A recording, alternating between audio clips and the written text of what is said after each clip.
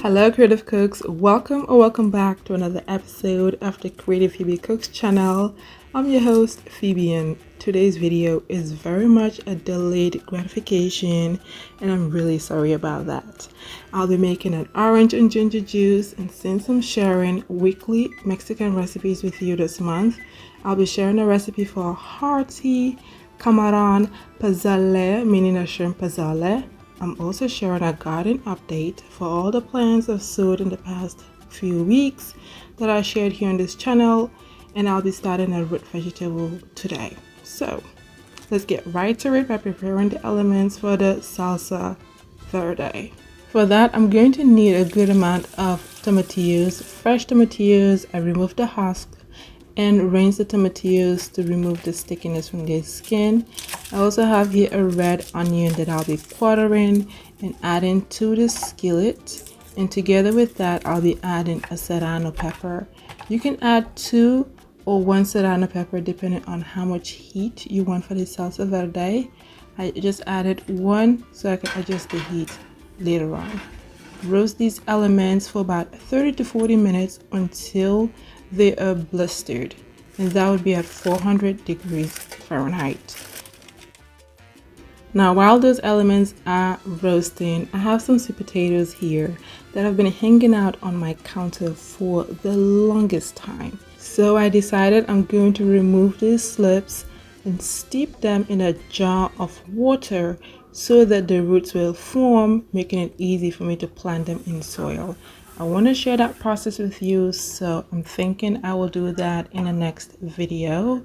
So here I'm going to set the slips in this water, and honestly, as I'm speaking with you, they've already formed roots, and it only takes about, I want to say, up to 5 days. They really don't need a lot of light to form roots, they just do, and I really love that. So if you have some sweet potatoes hanging out in your kitchen and they've already started producing slips, why not try this method? The slips are what grows out of the sweet potato root.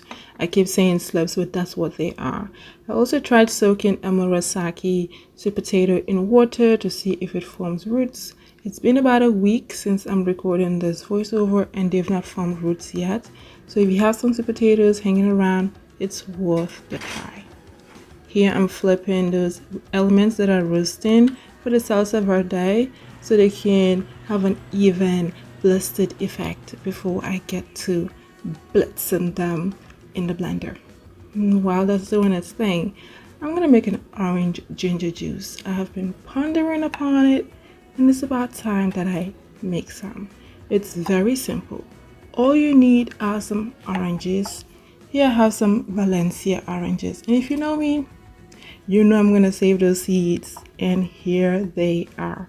Now let's be realistic. I'm not gonna plant these seeds right now because I do not have the space to plant orange seeds at the very moment. So what I typically do is let these seeds dry completely and save them in seed packets, label it, date it if I need to, but most importantly, I label what type of orange it is. Like these ones are Valencia oranges.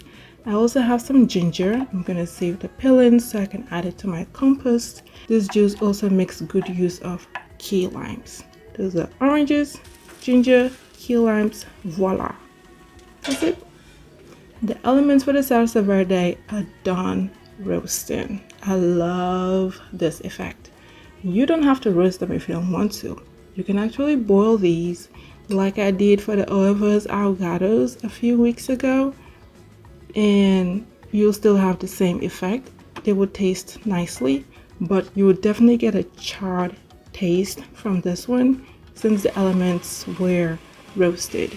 So put everything in the blender, blitz them until smooth, add in the fresh cilantro. Those will be the leaves and the stems for extra punch of cilantro. I'm also going to add in some water just because it wasn't really coming together the way it needed to. Add in the water. You can add some salt to it if you want to use it as a salsa verde to make your ahogados or your chilaquiles. So there's that. After saving the salsa verde, I'm going to be blending the elements to extract the orange ginger juice.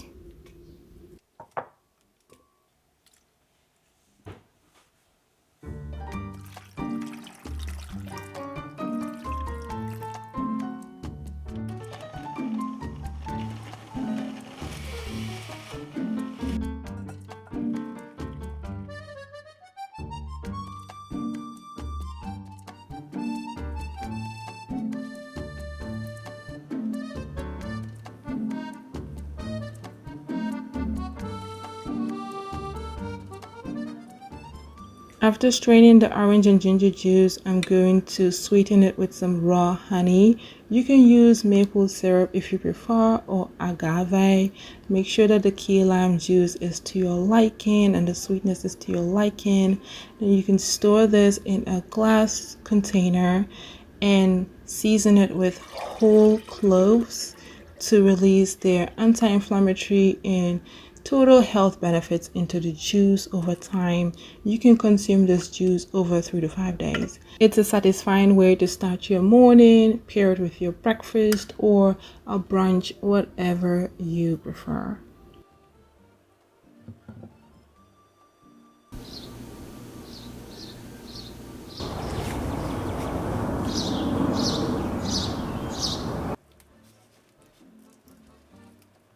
I'm going to be doing something a little different with my Pazole. Normally I see it made with chicken or beef, but I'll be making mine with shrimps, which is why it's a Camarón Pazole. Camarón meaning shrimp. I'm going to be saving those shrimp shells to make a shrimp and vegetable stock. And those other flavoring components include ginger, some serrano pepper, fresh thyme leaves, as well as garlic.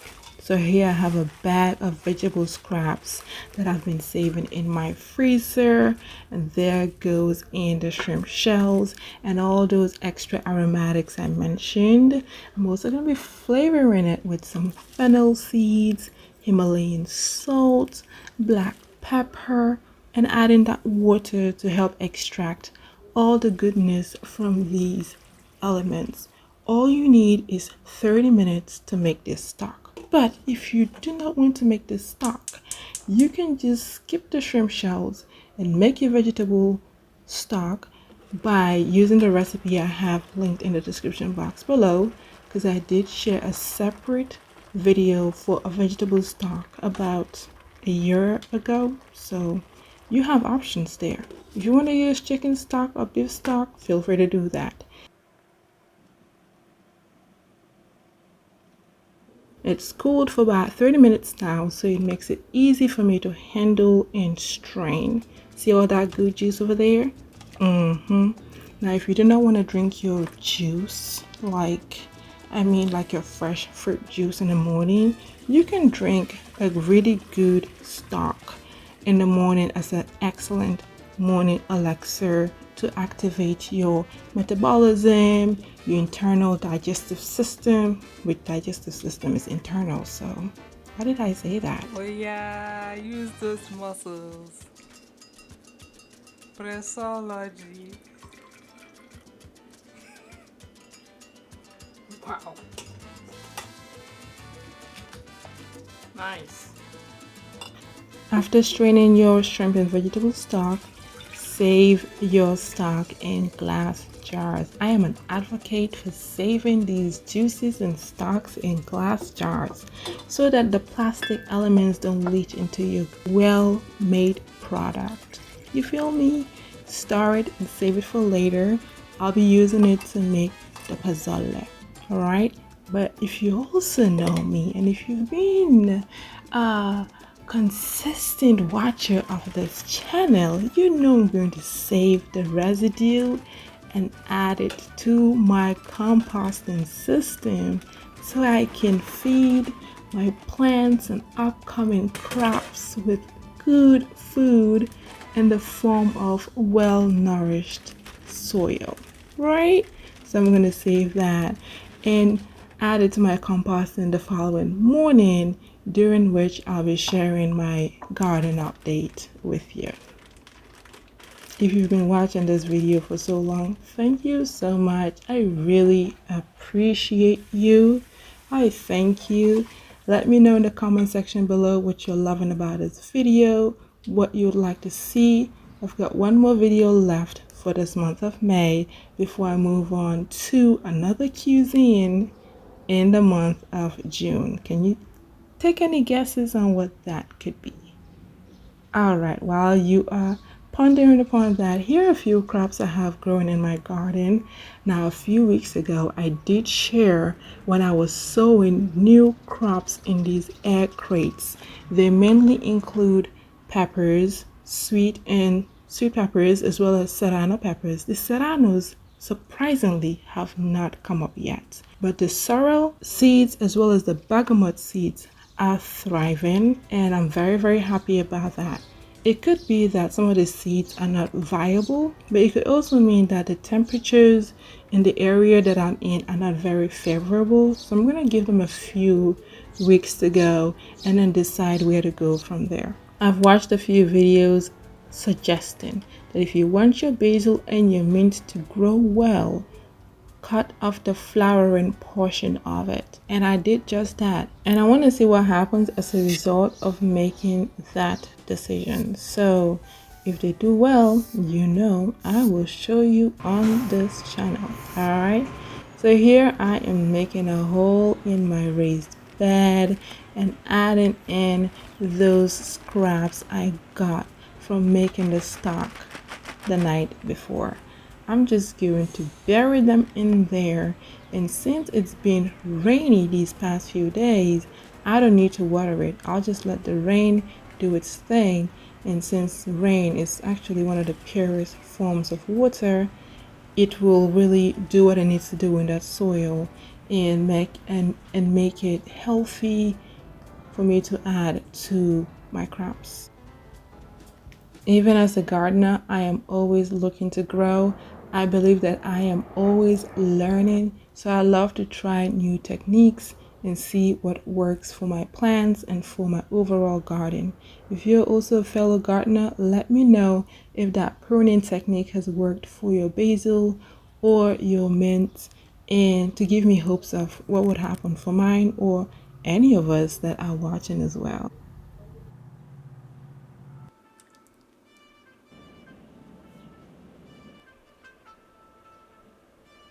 It's time to make the Cameron Pazole, and I've got to season those shrimps, and I'm seasoning them with some Himalayan salt, some black pepper, some Italian seasoning, and some key lime juice. The reason why I'm using Italian seasoning is because I didn't have my hand on fresh oregano. Oregano is a very popular herb that is used in Mexican recipes to give them a really good natural flavor, just to amplify that flavor of the meal, you know. So Pazole is made with hominy, and hominy is actually those enlarged maize grains that undergo a process called nixtamalization. Am I saying it right? I bet that word is now on the screen for you to see and maybe do some research on it. And now, nixtamalization is a very long process to get those maize, also meaning corn grains, to look like this. I decided to use a canned version. Since I do not use a lot of canned products in my recipes, I figured this wouldn't hurt, since this is more like a every now and again kind of thing. So what I did was drain the hominy and rinse them to remove any kind of starch that came along in the can with them. So I'd say give it a try, because I really love this meal. This is a meal that I feel like I'll be making often. It's very hearty. It's great for the cold weather. It's also great when you're having those chilly evenings. All right, so I added the salsa verde in the pot, and I'll be seasoning these with the Italian seasoning, the bay leaf, as well as some serrano pepper. Now, you know I love heat. I could have added more serrano pepper if I wanted, but I really didn't want to go overboard. Now, if you do not want to add in too much serrano pepper, don't do that. I really want you to enjoy your meal. And I also want you to enjoy the flavors filling up your kitchen at this very moment that you'll be making this Cameron Pazole. I mean, it's quite addicting. I must say that. Mexico, you are just doing it with the recipes. Alright? I'm adding in some shrimp and vegetable stock. I feel like it really made a difference in the overall taste of this meal. You gotta try it for yourself and tell us all how you like this meal.